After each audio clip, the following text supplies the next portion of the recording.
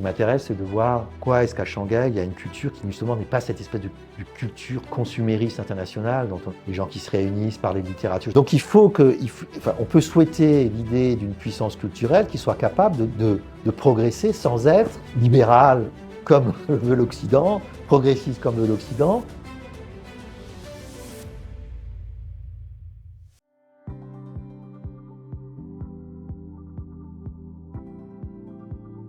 Ce qui est intéressant à Shanghai, c'est pas tellement les grandes tours à l'américaine ou les publicités de Chanel ou Dior. Ce qui m'intéresse, c'est de voir quoi est-ce qu'à Shanghai, il y a une culture qui justement n'est pas cette espèce de culture consumériste internationale, dont les gens qui se réunissent par les littératures. Je sais qu'il y a une grande tradition, hein, à Shanghai, il y a une grande tradition littéraire. Suzhou est pas loin, Nankai est pas loin. Enfin bon, toute cette région du Jiangnan, à laquelle appartient Shanghai, qui est très tournée vers la culture, hein, vers la littérature, la poésie, et cet attachement aux choses simples aussi.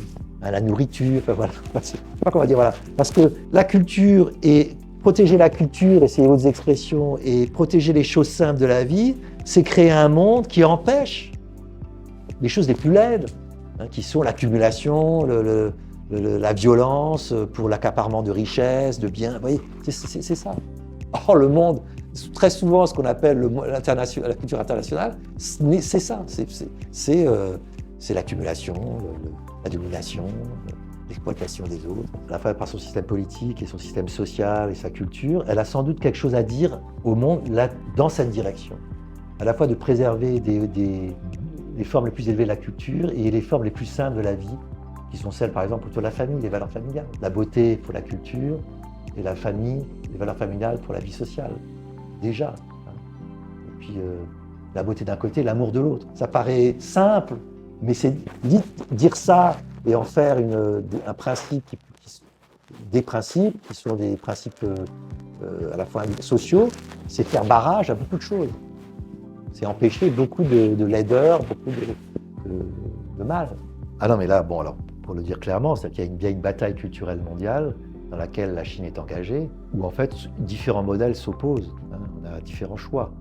Et donc, il y a une culture progressiste, très libérale, très agressive d'ailleurs, très destructrice, au sens où elle abat un certain nombre de valeurs et d'expressions actuelles ou anciennes de ces valeurs. Donc, on déboulonne les statues, on abat les églises. Enfin, oui, il y a même une forme d'iconoclasme. L'expression la plus radicale de la culture occidentale est une culture, on voit ça aux États-Unis, on voit ça maintenant progressivement en Europe.